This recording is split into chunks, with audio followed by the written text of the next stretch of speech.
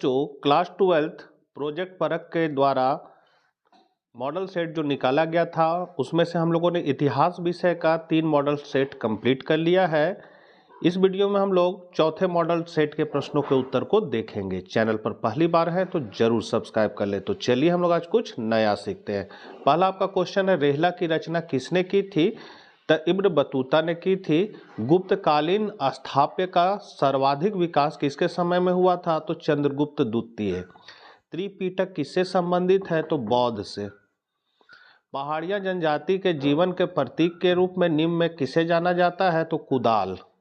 भारत में औपनिवेशिक शासन व्यवस्था सर्वप्रथम कहाँ स्थापित हुई? बंगाल। द ग्रेट रिवॉल्ट नामक पुस्तक किसने लिखी? अशोक मेहता। 1857 के विद्रोह का प्रमुख कारण क्या था? तो चर्बी वाला कारतूस। प्लासी का युद्ध कब हुआ था? 1757। औपनिवेशिक भारत में स्टील उत्पादन कहाँ किया जाता था? जमशेदपुर। महात्मा गांधी के राजनीतिक गुरु कौन थे? गोपाल कृष्ण गोखले। स्वराज पार्टी के संस्थापक कौन थे? चित्तरंजन दास। मुस्लिम लीग की स्थापना कब हुई? 1906। भारत छोड़ो आंदोलन का प्रस्ताव कहाँ पारित किया गया था? बम्बई। कौन सी महिला भारतीय संविधान सभा की सदस्य थी? तो हंसा मेहता, सरोजिनी नायडू, दुर्गाबाई देशमुख सभी हो जाएगा। संविधान सभा के अध्यक्ष कौन थे? डॉक्टर राजेंद्र प्रसाद। हड़प्पा सभ्यता का किस देश के साथ व्यापारिक संबंध नहीं था? तो चीन। जूते हुए खेत का प्रमाण कहाँ से मिला है? तो कालीबंगा। अशोक के अभिलेख को सर्वप्रथम किसने पढ़ा? James Prinsep. इंडिका किसकी रचना है? मेगास्थनीज। महाभारत की रचना किस भाषा में हुई है? संस्कृत। गोत्र के अंदर विवाह करना कौन सा विवाह है? अंतर्विवाह। श्वेतांबर एवं दिगंबर का संबंध किस धर्म से है? तो जैन धर्म। महात्मा बुद्ध को महापरिनिर्वाण कहाँ प्राप्त हुआ था? कुशीनगर। इब्न बतूता ने किस पुस्तक की रचना की थी? रेहला। तूतीय हिंद की उपाधि से किसको नवाजा गया? Ibn Battuta. ख्वाजा मोइनुद्दीन चिश्ती की दरगाह कहाँ है? अजमेर। गुरबानी का संकलन किस गुरु ने किया था? तो गुरु अर्जुन देव। मुकदम क्या है? तो मुखिया। गणतंत्र का प्रमुख चुनाव कौन करता था? तो गांव के बुजुर्ग। विजयनगर राज्य की स्थापना किस नदी के किनारे की गई? तो तुंगभद्रा नदी। यहाँ से अति लघु उत्तरीय प्रश्न है बच्चों। पितृवंशिकता और मातृवंशिकता में क्या अंतर है? तो वह वंश परंपरा जो पिता के पुत्र और पौत्र प्रपौत्र आदि से चलती है पितृवंशिकता कहते हैं, और वह परंपरा वंश परंपरा जो माता से जुड़ी होती है मातृवंशिकता कहते हैं। सांची कहाँ स्थित है? तो यह भोपाल से 20 किलोमीटर उत्तरी पूर्व की ओर पहाड़ी की तलहटी में स्थित एक गांव है। यह प्राचीन अवशेषों की भरमार है जिसमें बौद्ध कालीन तोरण द्वारा मूर्तियां और पत्थर की मूर्तियां मिलती है। महमूद गजनवी ने भारत पर कितनी बार आक्रमण किए थे? तो 17 बार। कृष्णदेवराय किस वंश से संबंधित थे? तो ये तुलुक वंश से संबंधित थे। खुद कास्ट और पाही कास्ट कौन थे? तो खुद कास्ट वे किसान थे जो उन्हीं गांव में रहते थे जिनमें उनकी जमीन होती थी।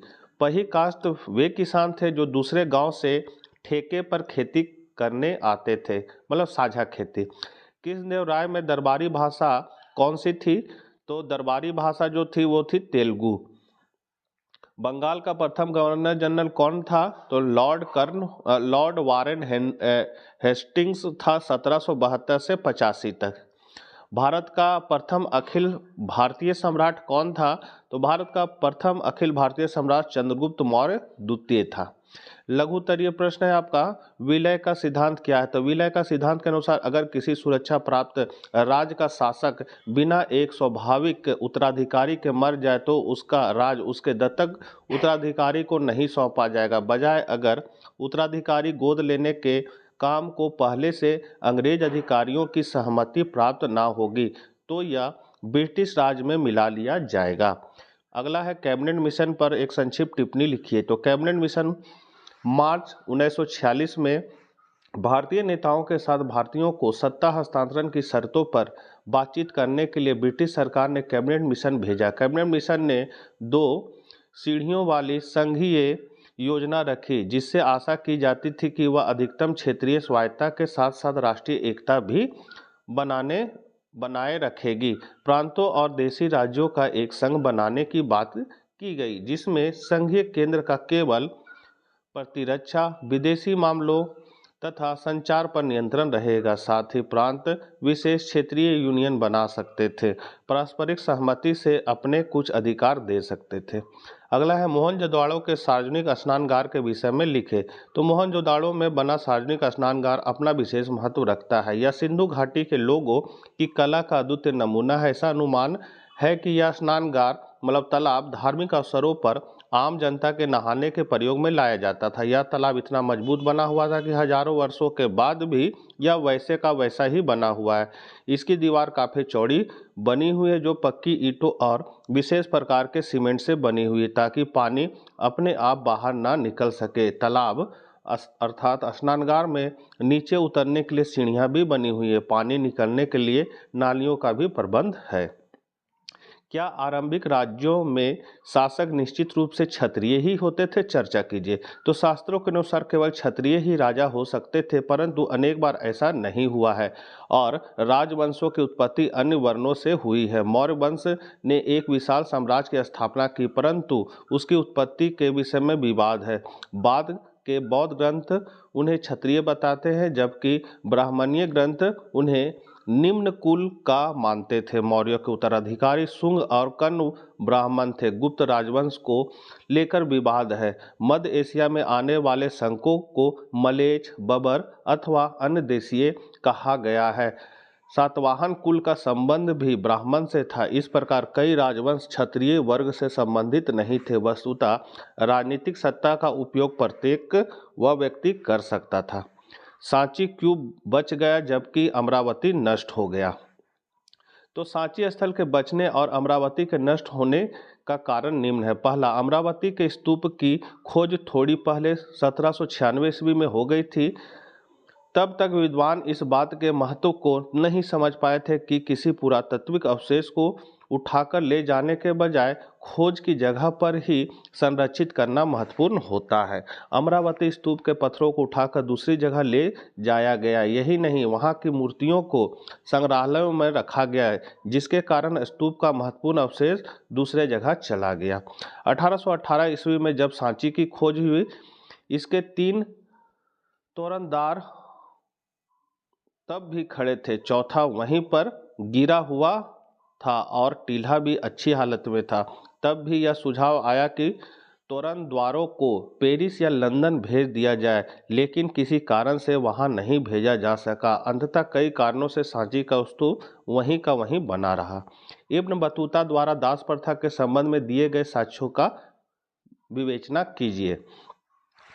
तो इब्न बतूता ने दास प्रथा के विषय में विस्तृत विवरण दिया है। दास बाजारों में खुले आम वस्तुओं की तरह बेचे खरीदे जाते थे और उपहार स्वरूप दिए जाते थे। उदाहरण के लिए इब्न बतूता सिंध पहुंचा तो उसने सुल्तान मोहम्मद बिन तुगलक के भेंट के स्वरूप में घोड़े और ऊंट के साथ दास भी खरीदे थे। उसने सुल्तान के गवर्नर को भी एक दास भेंट किया था। इब्न बतूता के अनुसार मोहम्मद बिन तुगलक नसरुद्दीन नामक धर्मोपदेशक से प्रसन्न होकर उसे 1 लाख टके अर्थात मुद्रा साथ में 200 दास दिए। इब्न बतूता के विवरण से आभास होता है कि सुल्तान के दरबार में ऐसी दासियां होती थी जो संगीत और गायन के कार्यक्रम में भाग लेती थी। उसने अपने अमीरों पर नज़र रखने के लिए भी दासियों की नियुक्ति की थी। वे पालकी ढोते थे। श्रम कार्य करने वाले दास दासियों की कीमत बहुत कम होती थी। उन्हें समान लोग भी रख सकते थे। अगला है बेसरिया और बासरिया सूफी परंपरा के बीच एकरूपता और अंतर दोनों को स्पष्ट कीजिए। तो बेसरिया और बासरिया सूफी परंपरा के बीच एकरूपता और अंतर। सरिया मुसलमान समुदाय को निर्देशित करने वाला कानून है। यह कुरान शरीफ और हदीस पर आधारित है। सरिया की अवहेलना करने वालों को बेसरिया कहा जाता था। कुछ रहस्यवादियों ने सूफी सिद्धांतों की मौलिक व्याख्या से अलग कुछ सिद्धांत को जन्म दिया। ये सिद्धांतों मौलिक सिद्धांतों पर ही आधारित थे, परंतु इन्होंने खानखा मतलब सूफी संगठन का तिरस्कार किया था और यह रहस्यवादी फकीर का जीवन व्यतीत करते थे। निर्धनता और ब्रह्मचर्य को इन्होंने गौरव प्रदान किया। शरिया का पालन करने वालों को बाशरिया कहा जाता था, जिनको सूफियों से अलग माना जाता था। बाशरिया के लोग शेख से जुड़े रहते थे, अर्थात उनकी कड़ी पैगंबर मोहम्मद से जुड़ी थी। इस कड़ी के द्वारा आध्यात्मिक शक्ति और आशीर्वाद मुरीदों मतलब शिष्यों तक पहुंचता था। दीक्षा के विशिष्ट अनुदान विकसित किए गए, जिसमें दीक्षित को निष्ठा का वचन देना होता था। 46 है विजयनगर की कला और साहित्य का वर्णन किए। तो विजयनगर राज्य साहित्य और कला के दृष्टि से अपने समकालीन राज्य से कहीं आगे था। विजयनगर राज्य के नरेशों के समय में संस्कृत, तेलुगु, तमिल तथा कन्नड़ भाषाओं का साहित्य समृद्ध था। सायन तथा भाई माधव विद्यारण्य से वेदी की टीकाएं लिखी। कृष्णदेव राय स्वयं उच्च कोटि का विद्वान था। यह कला साहित्यिक प्रगति का उत्कर्ष का था। संगीत, नृत्य कला, नाटक, व्याकरण, दर्शन, वस्तुकला तथा धर्म आदि सभी विषयों पर उच्च कोटि का साहित्य रचा गया। विजयनगर साम्राज्य में वास्तुकला को बहुत प्रोत्साहन मिला। विजयनगर साम्राज्य के राजाओं ने अनेक सुंदर मंदिर का निर्माण कराया। उनमें विट्ठल स्वामी का मंदिर तथा कृष्णदेव राय के समय में बना 1000 स्तंभों वाला मंदिर हिंदू स्थापत्य के ज्वलंत उदाहरण है।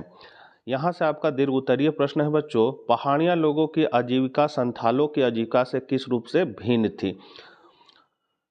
तो यहाँ पर आपका निम्न अंतर है कि 18वीं शताब्दी के परवर्ती दशकों के राजस्व अभिलेखों से ज्ञात होता है कि पहाड़ियाँ जंगल की उपज से अपनी जीविका चलाते थे और झूम खेती किया करते थे। जंगल को साफ करके बनाई जमीन पर लोग खाने के लिए विभिन्न प्रकार की दालें और ज्वार बाजरा उगाते थे। कुछ वर्षों तक उस साफ की गई जमीन पर खेती करते थे और उस कुछ वर्षों के लिए परती छोड़कर नए इलाकों में चले जाते थे, जिससे कि उस जमीन में खोई हुई उर्वरकता फिर से उत्पन्न हो जाए। इसके विपरीत संथाल लोग अस्थायी खेती करते थे।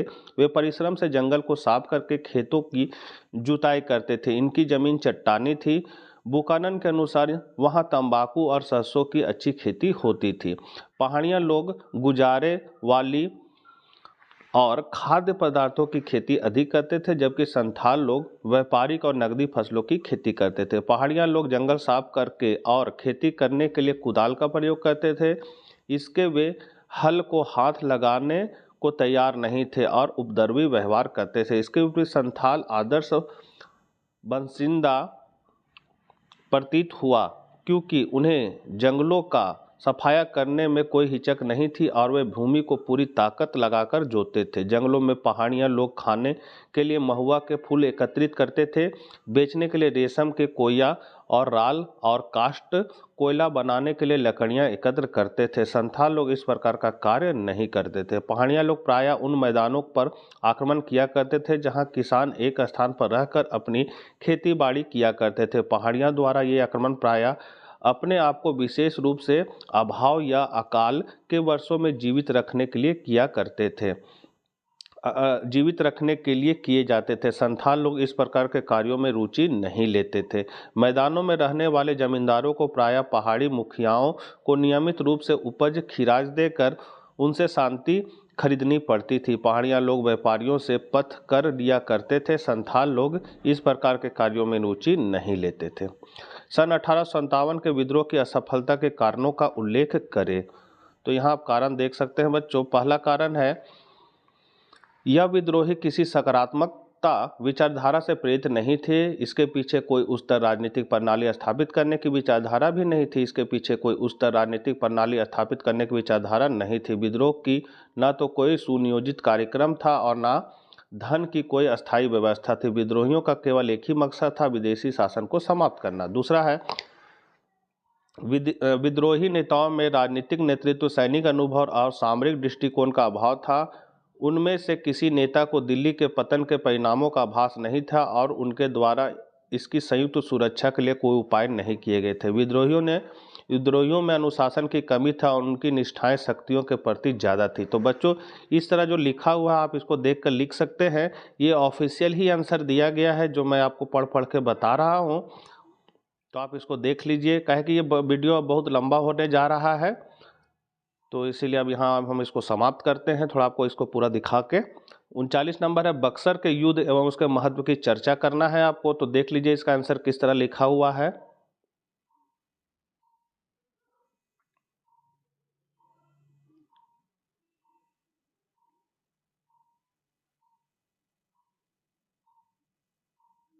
पचास नंबर क्वेश्चन है, विद्रोह के प्रतीक के रूप में गांधी जी ने नमक का चुनाव क्यों किया, आंदोलन पर इसका क्या प्रभाव पड़ा। तो ये भी देख लीजिए आंसर किस तरह लिखा हुआ है, इस तरह आप इसको याद कर लीजिएगा कॉपी में।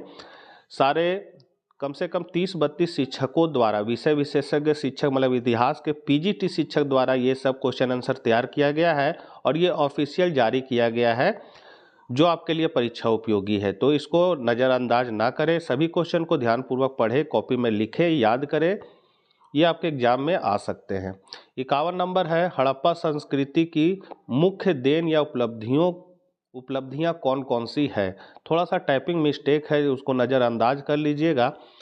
और ये पॉइंट बाय पॉइंट बना के लिखा हुआ है, जिससे आपका मार्क्स अच्छा आएगा। इसी तरह देखिए पॉइंट लिखिएगा, उसको आप ग्रीन पेन से अंडरलाइन कर सकते हैं या फिर ब्लैक पेन से और ब्लू पेन से लिखिएगा। इस तरह जैसे काला किया हुआ है, आपका बोल्ड किया हुआ है, उसी तरह भी आप कॉपी में यदि लिखते हैं तो आपका नंबर अच्छे आएंगे। 52 नंबर क्वेश्चन है, जैन धर्म और बौद्ध धर्म में कौन कौन सी समानताएं थी। तो आप इसका आंसर देख सकते हैं, पॉइंट बाय पॉइंट जितना बना के लिखिएगा उतना अच्छा है, उतना अच्छा नंबर मिलता है। और शिक्षकों को बस पॉइंट पर ही नज़र फटाक से जाता है, तो वो नंबर भी चटाक से दे देते हैं। तो इसीलिए आप पॉइंट बना बना के लिखिएगा, तो आपको भी सुविधा होगा और कॉपी जांच करने वाले शिक्षक को भी सुविधा होगा। तो आशा करते हैं वीडियो आपके लिए उपयोगी साबित होगा। तो मिलते हैं नेक्स्ट वीडियो के साथ। एग्जाम की आप लोगों को बहुत बहुत शुभकामनाएं, बहुत जल्द आप लोग का एग्जाम होने वाला है। तो मिलते हैं नेक्स्ट वीडियो के साथ। जय हिंद, जय भारत।